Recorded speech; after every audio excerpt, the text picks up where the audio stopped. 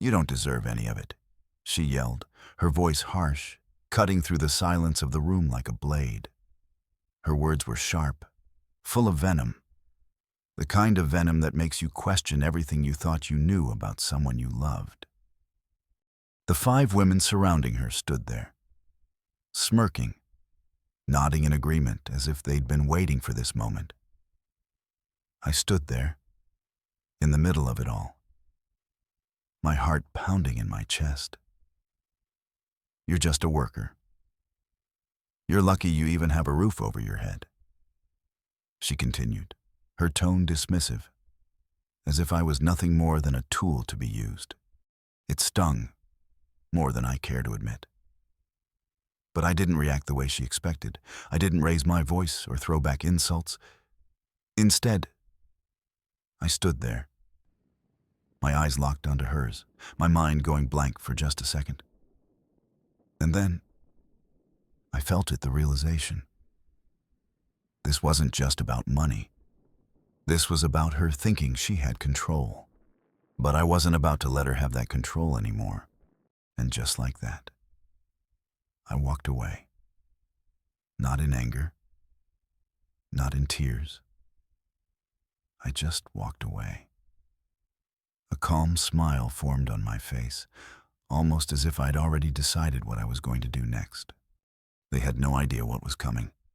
My name is Ethan Miller. I'm 34 years old, and I'm a union welder in Houston, Texas. My job isn't glamorous, but it pays the bills and then some. I'm making around $85,000 a year, plus overtime that pushes my earnings to over 6 figures. It's a solid job. The kind of job that's honest, that gets you respect when you need it. I've built a life that I'm proud of. A life where I don't have to worry about where the next paycheck is coming from. When I met Raina 3 years ago, everything felt like it fell into place. I was 29 and she was a year younger than me. She was beautiful, full of energy, and she made me feel like I mattered. For the first time in my life, I wasn't just working to get by. I had someone who appreciated me for more than just my paycheck, or so I thought. We got married a year later, and for a while, everything was great. At first, it felt like she brought this energy into my life that I never knew I needed. She was thoughtful, spontaneous. She made me feel like a king. But over time, that energy began to change. The excitement faded, and what replaced it wasn't as easy to swallow. Before we get any further into this story, if you're enjoying what you're hearing so far, please take a moment to hit that subscribe button. Leave a like, comment your thoughts, and share with anyone you think would find this story interesting. Trust me, you don't want to miss what happens next. Now, let's get back to the story. When Raina and I first got together, I thought I had it all. I owned my house before we even met, paid off my truck, and had savings. It wasn't much, but it was mine. I had a stable life. No debts, no crazy bills hanging over my head. I thought that's what mattered, being responsible, being smart with money. Raina seemed to appreciate that. I thought she was everything I needed. At the start, it felt like she was grateful for everything I did. She'd surprise me with small gifts, plan little weekend getaways, and always thank me for taking care of things. She'd tell me I was the best thing that ever happened to her. It felt natural. I liked taking care of her. I felt proud that I could do it. But as time passed, I noticed the small things slipping. Her contributions to our shared expenses started becoming less and less frequent. It wasn't obvious at first. She'd explain it away. I had to get new clothes for work, or I'm a little short this month, but I'll pay you back. And I'd say, okay. I didn't mind. We were a team, right? But that's when the cracks started showing. The small things began to add up, and I began to see a pattern. The money she had forgotten to contribute to the bills. The dinners that I was always expected to pay for.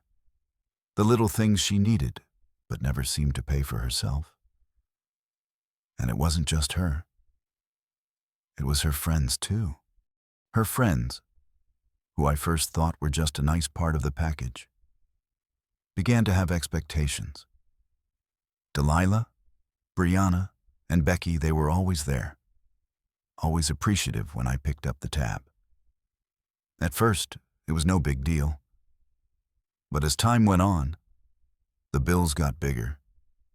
The dinners got fancier. The trips got more extravagant. And it wasn't just dinners anymore. It was clothes. It was vacation plans. It was things that seemed small on the surface. But in the end, they weren't. They all added up. And before I knew it, I was spending thousands of dollars to keep everyone happy. But the more I spent, the more they expected. And the more I spent, the less gratitude I felt in return. Escalating conflict. By the time we were planning Raina's 31st birthday trip, I should have seen the warning signs. But I didn't. Not at first. She wanted something special. Not just dinner, not just a weekend getaway, but a whole vacation to Puerto Rico. A vacation that would cost thousands of dollars. And at first, I hesitated. I had the money, but it seemed like a lot. A whole trip for just the two of us. Fine. But then she asked if her friends could come along. Delilah, Brianna, Becky, and her sister Lexi. It didn't seem like such a big deal at the time. Everyone deserves to have fun, right? But that's when it started. The constant push for upgrades. The luxury SUV rental. The beachfront house that was way more expensive than what I originally found. The activities that seemed more about Instagram posts than actual enjoyment. The expectation that I would cover everything because I could afford it. Right?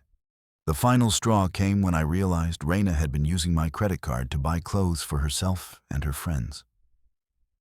No consultation, no asking. Just spending. It was the $900 for new outfits that broke me.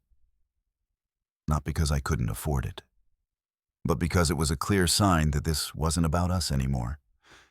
It was about showing off, impressing people who didn't care about me at all. And that's when it clicked. I wasn't angry at first. I didn't yell. I didn't throw things. I just stood there, quietly processing everything I'd seen and heard. But in that silence, something shifted inside me. I was done. Done with being the guy who footed the bill for everyone else's life. Done with being the guy who was taken for granted. I started planning. It wasn't just a matter of walking away. I had to get control back. I wasn't going to let them think they could walk all over me anymore. I wasn't going to let Raina keep using me like this. I didn't know what it would look like. But I knew I had to make a move. The more I thought about it, the clearer it became. I wasn't just angry at Raina or her friends. I was disappointed in myself. I'd let this happen. I'd let her take advantage of me. Let her friends use me. I thought I was doing the right thing, being the good guy, the provider. But somewhere along the way, I lost myself in that role. I let myself become nothing more than a paycheck to them, a tool to fund their vacations and luxury lives. It's not like I hadn't noticed it before, but I had always pushed the nagging thoughts aside. I kept telling myself that it was fine. It's what marriage is about, right? You take care of each other. But what happens when only one person is carrying the weight? What happens when you realize that the other person isn't in it for the same reasons? When we got married, it was supposed to be a partnership. But slowly, over the years, I started to feel more like an ATM. At first, I didn't mind paying for dinners, vacations, or the occasional gift. I was happy to provide for her and make her happy. But the balance had tipped. I started picking up tabs for everyone else, to her friends, her sister. They never offered to contribute, never asked if they could help. And neither did Raina. It wasn't always like this. I used to be proud of how we could just be together, enjoying each other's company without needing to spend money to validate it. But as the months went on, that shifted. Every gathering with her friends felt like a performance. They would make sure to praise me when I paid for dinner, as if they were doing me a favor. Raina would smile at me, almost too proudly, like she was showing off her husband to them, reminding them that she was married to the guy who could afford to take care of everything. But that pride started to feel like a weight. And slowly, that weight turned into frustration. It wasn't just the money. It was everything that came with it, the expectations, the constant pressure to keep up appearances. And as much as I tried to ignore it, it was always there. I began to feel like I was living in a world where I was just being used. Raina seemed to forget that it wasn't just my money, it was our money. It wasn't about what I could do for her or her friends anymore. It was about how much they could take. Her friends were the worst part. At first, they seemed harmless. Just a group of women who were friends with Raina. But as time passed, their true colors started to show. There was Delilah, the pharmaceutical saleswoman, always bragging about her big accounts. Then there was Brianna, the social media manager, constantly taking photos at fancy restaurants, sharing her lifestyle like it was something everyone should aspire to. And finally, Becky, always talking about the latest fashion trends, the must-have items from the boutique she worked at. In the beginning, they were fun.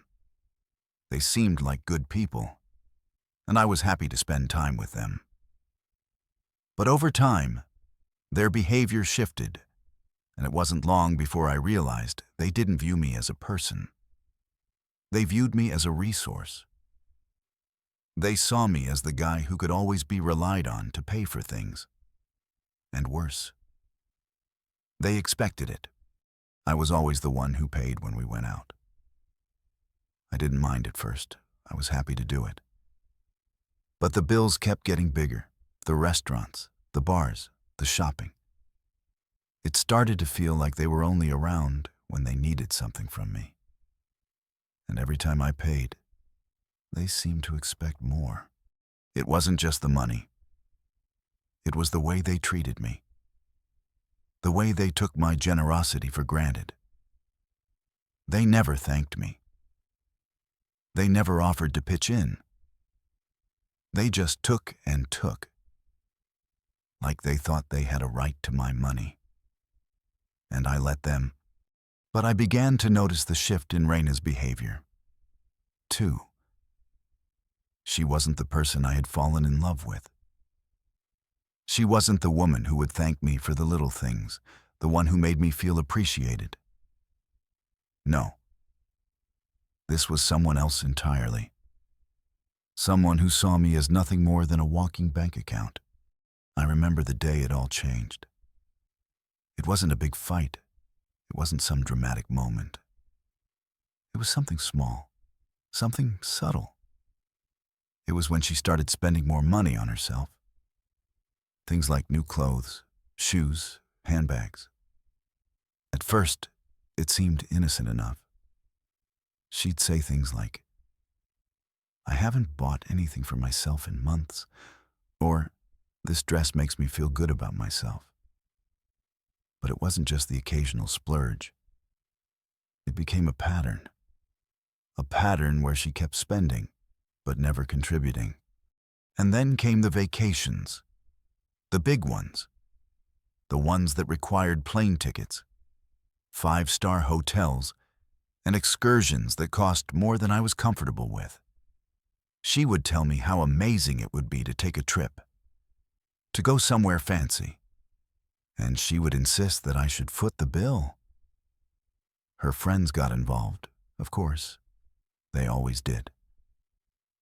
And before I knew it, I was planning a $6,000 trip to Puerto Rico for her birthday. Not just for her, no. For her, her sister, and her friends. The worst part wasn't the trip itself. It was how Raina and her friends treated me.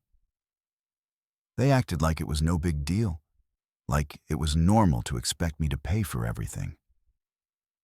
When I raised concerns about the cost, they'd brush me off. "It's a once-in-a-lifetime experience," Raina would say. "Don't worry about it." And I didn't. I didn't want to be the one who ruined the fun. But deep down, I knew something wasn't right. I knew this wasn't about creating memories. It was about them getting what they wanted, no matter the cost, and I was the one who was paying that cost. The real problem started once we were actually in Puerto Rico. The moment we arrived, everything felt off. The rental SUV luxury, of course, was more expensive than I'd anticipated. Lexi, Raina's sister, insisted we had to have it for the Instagram photos. I didn't argue. I knew the drill by now. But it didn't stop there. Every meal, every excursion, every little detail was about showing off, not about enjoying the moment. It was as if the entire trip was a photo op for social media. They wanted to post everything, share everything, but never once thought about the financial strain it was putting on me. Raina didn't care. She didn't defend me. Instead, she smiled, like she was proud to have a husband who could afford to indulge her and her friends. She didn't realize it then, but that was the moment I knew I had to do something. I couldn't keep living like this, being treated like an ATM. By the third day of the trip, I could feel the tension building. What started as a nice vacation had turned into an absolute nightmare. And I wasn't the only one who could feel it. It wasn't just the money, it was the complete lack of respect. Raina and her friends acted as though everything was on me, and they couldn't even be bothered to offer a simple thank you. It started small. A casual complaint about the Wi-Fi in the rental house. A few dismissive comments about how the rooms weren't luxurious enough. Lexi, of course, led the charge, criticizing every little thing that didn't meet her high standards. I was paying for all of it, the flights, the lodging, the excursions. But somehow, I was the one who was being criticized. But the real moment that sent me over the edge was at the restaurant we went to for dinner that night. I'd agreed to go because Raina had mentioned it was a special place, something memorable. She said, "The restaurant was beautiful, but the prices were insane." I didn't bat an eye at first. I was already in too deep. But then the bill came. Over $250 for a dinner that wasn't anything special. And I paid it. Again. But that wasn't the worst part. The worst part was the conversation that followed. As we were waiting for the check to be settled, I overheard Lexi and Becky talking in the corner. "Seriously, that's all he's getting us," Lexi said, rolling her eyes. "I can't believe Ethan's acting like this. He should have booked something nicer." Becky laughed. "Yeah, it's not like they don't have the money for it.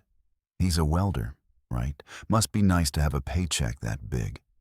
I froze. Those words hit harder than anything I had heard all week. They didn't even see me as a person. I was just a paycheck to them, a means to an end, a tool they could use for their amusement and luxury. And what did Raina do? She didn't defend me. She didn't stand up for me. She just laughed nervously, agreeing with them. She didn't even notice the toll it was taking on me. And at that moment, I realized something I should have seen before she didn't care. Not about me, not about what I'd been doing for her. That night, I lay awake in the bed, my mind racing. I had spent nearly $6,000 on this trip already. But the real kicker wasn't the money. It was the complete disregard for everything I had done to make this happen. I wasn't a partner anymore. I was a cash machine, and they were draining me dry. I couldn't keep going like this. The next morning, I woke up with a decision in my mind. I wasn't going to let them continue using me. I wasn't going to stay quiet anymore. I didn't care about the trip. I didn't care about the Instagram posts or the fancy dinners. It was time to take control back.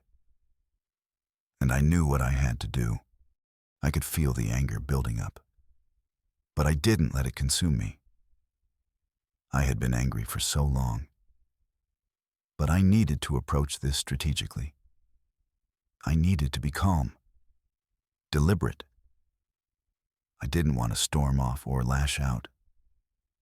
I wanted to hit them where it would hurt the most: their convenience, their false sense of security. So, I began to plan quietly. I wasn't going to say anything to Raina or her friends just yet. I needed to think this through. And as the day went on, I realized that the more I thought about it, the more I knew what I had to do. I wasn't going to let them ruin me. I was done. Breaking point and plan. I spent the rest of the day keeping to myself. I didn't participate in the group discussions, didn't offer suggestions on where to go next. I just watched, listened. I started making mental notes of everything. Every single complaint, every single expectation, every little detail of how they took me for granted. That night, as we were gathered in the living room, Raina suggested another expensive activity this time, a sunset yacht charter. It would be private, with a celebrity chef and unlimited drinks. But when I saw the price tag, I knew I had to step in. The yacht was $200 for the evening. And that wasn't even including the cost of the drinks, food, or gratuity. I stared at the phone, the screen reflecting back my disbelief. How could they think this was normal? How could she think this was okay? Raina and her friends continued to talk over me, discussing the details like it was no big deal. Like money wasn't even a consideration. I had enough. I couldn't sit back and let them ruin me anymore. That's when I made my move. I stood up, calmly, and said, "I don't think this is going to work. Not at this rate." They all stopped and turned to look at me. Lexi was the first to speak, her voice dripping with contempt. "Are you really going to be cheap right now?" she asked, clearly annoyed. I didn't back down. This isn't about being cheap. This is about being realistic. I can't keep paying for everything, and you all know it. Raina looked at me, eyes wide with confusion. But I didn't care. This wasn't about making her happy anymore. It was about making sure I didn't lose everything I had worked for. I walked out of the room. It was time to make a decision that would change everything. But they weren't going to see it coming. I didn't sleep that night. There was too much on my mind. Too many emotions fighting for space in my head. I kept running through the events of the day, trying to figure out how I got here. How did I let things get this far? How did I let them walk all over me without realizing it? The worst part wasn't the money. It was the realization that I had been letting it happen. I had been letting myself be taken for granted. The following morning, I knew I had to act. I couldn't just keep going along with this charade. I had to make a stand, and I needed to do it quietly, with precision. It was time to take control back. Raina, her friends, and even Lexi, everyone had been treating me like I was some sort of financial tool. But I wasn't.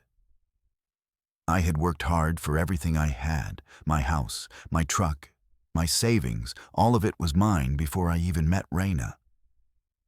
But somewhere along the way, I had let her and her friends turn me into the guy who was always expected to pay for everything. And that ended now. I spent the day observing. I didn't join in on the discussions about where to eat or what to do next. I just sat back and watched. I noticed how they all expected me to take care of things. Lexi, with her complaints about the house not being big enough. Delilah, making sure to suggest the most expensive activities. Raina, acting like it was all perfectly normal. They all looked to me, as if I was just a given in the equation, a guaranteed source of funds. By the time we sat down for dinner, I knew exactly what I had to do.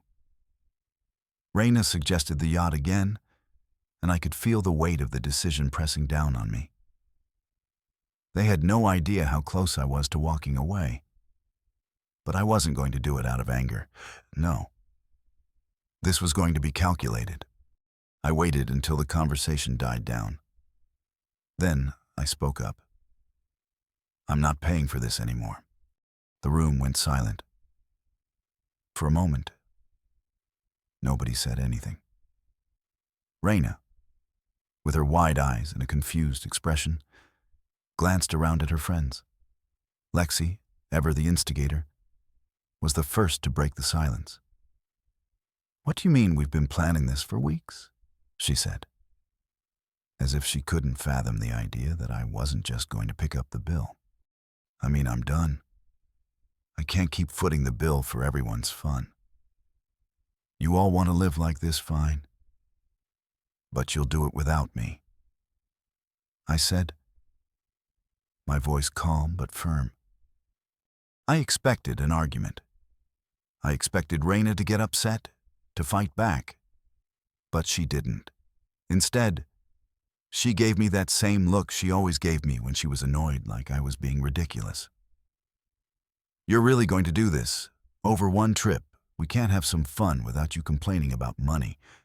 I didn't flinch. "This isn't about the trip, Raina.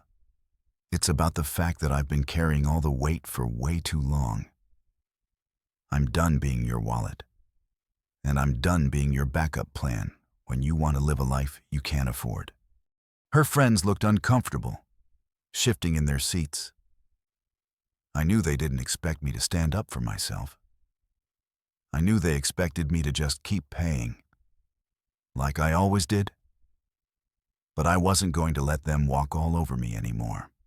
Raina, clearly irritated, crossed her arms. "Fine. If you can't afford to treat us, maybe you shouldn't have planned this trip," she snapped. It felt like a slap. But I wasn't going to let it break me. I stood up, ignoring the angry stares from Raina and her friends. "You can figure out how to pay for this trip on your own. I'm done," I said, turning away and heading towards the door. I didn't look back. I didn't need to. I was done being the one who was always expected to foot the bill. I was done being the one who was taken for granted. I could feel the weight of their glares on my back as I walked out the door. But there was a strange sense of relief flooding over me. I wasn't running away from the situation, no. I was taking control. I was walking away from the emotional and financial manipulation that had been dragging me down for years. I wasn't just walking away from them. I was walking away from everything that had been keeping me trapped. And for the first time in a long time, I felt like I could breathe again, executing revenge. But I wasn't done yet. Walking away was just the first step. The second step was making sure they never took advantage of me again. And that was where the real plan started to form. I wasn't going to let Raina or anyone else think they could just walk away with everything. I had to protect myself, my property, and my future. I wasn't going to let her or her family think they could just steal from me without consequences. And I had every intention of making sure they understood that. But that would take a little more than just walking away. It would take some careful planning. It would take action. And I knew exactly how I was going to do it. The moment I walked out of that house, I knew I had crossed a line. There was no turning back now. But even in the chaos of the moment, I kept my calm. This wasn't just about walking away. This was about making sure they felt the consequences of their actions. Raina, Lexi, and her friends thought they could use me, take advantage of my generosity, and walk away with no accountability. I wasn't going to let that slide. I didn't make any rash decisions. I wasn't going to lose my cool. I'd been planning my next move for a while now, and it was time to execute. They thought they could just take what they wanted from me without a second thought, without any consequences. Well, I was about to show them that I wasn't someone to be taken lightly. The first call I made was to Cody, my best friend. Cody had been watching this whole situation unfold from the sidelines for months. He saw the signs long before I did. He kept telling me, "Man, just make sure you're not being used. You deserve more than this." I brushed it off at first, too caught up in trying to keep everyone happy. But now, I was ready to listen. "Bro, it's done," I told him, my voice steady but with a hint of satisfaction. "I'm done being their ATM. I need a lawyer." Cody didn't hesitate. "I knew it. I'll get you the contact for someone who can help. A good lawyer. You'll need them." I could hear the relief in his voice. Like he was happy I finally saw what had been happening. "I'm proud of you, man. It's time to protect yourself." I hung up the phone and took a deep breath. The plan was simple but effective. I wasn't going to let them walk away with what was mine. Raina, her friends, and her family needed to understand that there would be consequences for their behavior. I wasn't going to let them take advantage of me without paying the price. The next call was to my union representative. I'd saved up personal days for a reason. If I was going to make sure everything was in order, I needed time to act. "Hey, I need to take some time off," I said. "Family emergency. I'll need the rest of the week." He didn't question it. "Got it? Take care of what you need to. Let me know if you need anything." With that, I had the time to set everything in motion. I wasn't just going to leave Puerto Rico and let them get away with it. I was going to take action. And I wasn't going to give Raina or her family the satisfaction of thinking they had one over on me. Once I was back in Houston, I wasted no time. I made the call to the lawyer Cody recommended. A woman who came highly recommended and had a reputation for being ruthless in divorce cases. She was exactly what I needed. "I need to protect my assets," I explained. "My house, my truck, my retirement. Everything is in my name. but I need to make sure I can prove that. I'm dealing with a situation where my wife and her family tried to steal from me.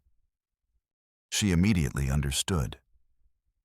Get me all your financial documents, your property deeds, and anything that proves ownership. We'll get this in motion right away. You've got a good case. That's when it really hit me. I had been careful.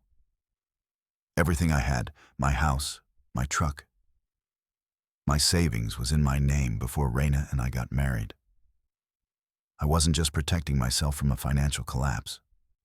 I was protecting my future. She thought I was an open target, but I had taken steps to make sure my assets were secure. I could almost hear Raina's voice in my head, telling me that it was our money. But I wasn't going to let her rewrite history. This wasn't just my marriage falling apart. It was about making sure I wasn't left with nothing. Next, I dealt with the burglary attempt. It was surreal, even thinking about it. When I got the call from Joe, my neighbor, about Raina's mother showing up at my house while I was away, I couldn't believe it. My blood ran cold when he told me about the moving truck in front of my house and her mother directing movers around my backyard. They were taking my stuff without permission. I didn't hesitate. I called Joe right away, telling him to stop them if he could. Tell them they need to return everything immediately, or I'll call the police, I said, my voice calm but firm. Joe handled it for me. I'm on it, Ethan. They're not taking anything more. But I knew I couldn't just let it slide. I called the lawyer again. Raina's family is trying to steal my property.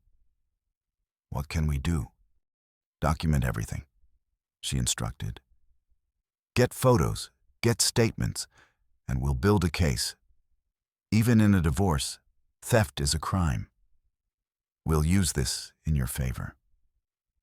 I spent the next few hours making sure I had everything in place. Photos, texts, details of what had been taken. By the time I went to bed, I had everything ready for when the police arrived. The next day, the police came to my house, and they weren't amused by Raina's mother's actions. They told her to return everything, warning her about criminal trespassing. I felt a small sense of satisfaction as I watched her walk off, her face red with embarrassment. I texted Joe a simple message. Mission accomplished. Thanks for having my back. As the days went on, everything began to fall into place. The divorce lawyer was relentless. She worked quickly, and soon we had everything we needed to file for divorce. I had the financial records, the evidence of Raina's disregard for our assets, and the proof of her family's attempt to steal from me. It wasn't just about ending the marriage, it was about protecting myself from the damage they had already caused. But the real kicker came when I saw Raina's reaction. I didn't give her any warning. I didn't send her a message or call her. I simply had the divorce papers served to her the moment she returned to Houston. When she saw them, she was stunned. I could see the disbelief in her eyes. She wasn't expecting this.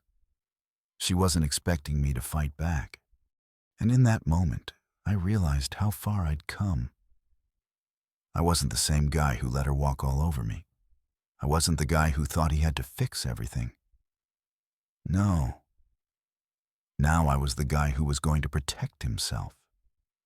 And I wasn't about to let anyone, especially not Raina or her family, take advantage of me ever again. When Raina received those divorce papers, I knew things were about to get real. She had always believed I would just roll over. She'd assumed that, despite everything. I would continue to pay for everything, take the blame, and fix everything when it went wrong. But I didn't. I was done playing the role of the nice guy who gets taken for granted. I was done being her safety net. And now, the consequences were staring her right in the face. The next few days were a whirlwind.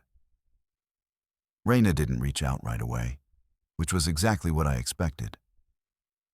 She was probably too stunned by the reality of what was happening. I hadn't just left the relationship emotionally, I'd cut the financial ties. And that wasn't something she could just ignore. Her entire lifestyle had been built on the assumption that I would always be there, bailing her and her friends out, footing the bills for her extravagance. Now, she had to face the music. But what really struck me was how quickly her attitude changed. When I filed for divorce, she went from being defensive to downright desperate. She tried to call me. She texted me. But I didn't respond. I didn't need to explain myself anymore. I wasn't the man who let her take advantage of me. I wasn't the man who let her walk all over me for years. She tried everything.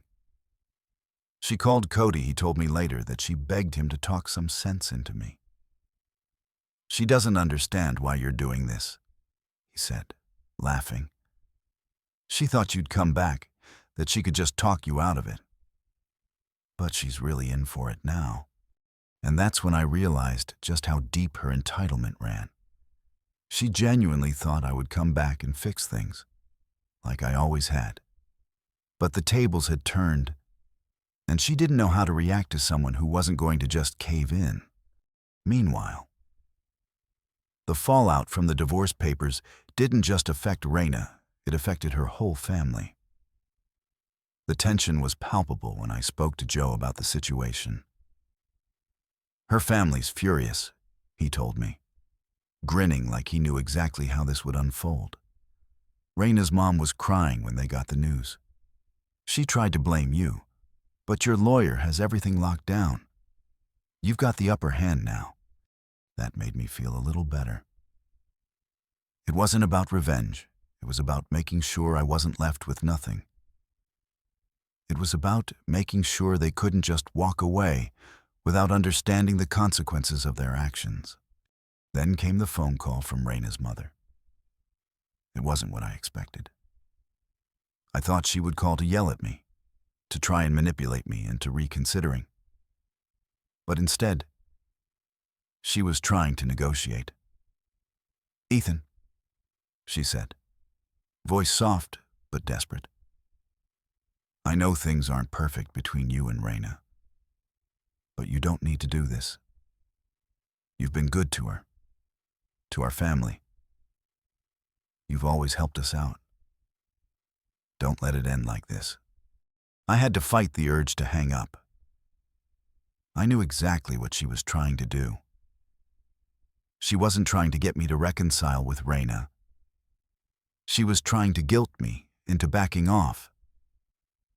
"I'm sorry, but it's too late," I said calmly. "I'm done. I've given enough." She didn't like that. "You can't just throw everything away like this," she said, her voice shaking. "You're throwing away a family, all those years, all that time you spent together, and now you're just walking away." It wasn't the first time I'd heard these kinds of pleas. But this time, I wasn't moved. "I'm not throwing everything away," I said. "I'm choosing to take care of myself for once. I'm choosing to protect what's mine. And that's not something I'm going to apologize for." She went silent on the other end of the line. It wasn't a victory. It was just a fact. I wasn't going to be manipulated anymore. And I wasn't going to let them try to guilt me into staying in a situation that wasn't healthy for me. The real shock came when I saw Raina's reaction in person. She showed up at my house a few days after I'd filed. She looked different, tired, worn out, like someone who had just been knocked off their high horse. The woman who had once seemed so confident, so sure of herself, now seemed small and fragile. It wasn't the satisfaction I thought I'd feel. Though, instead, I felt a strange sense of closure. She stood on my porch, staring at the door like she wasn't sure if she should knock. But she did.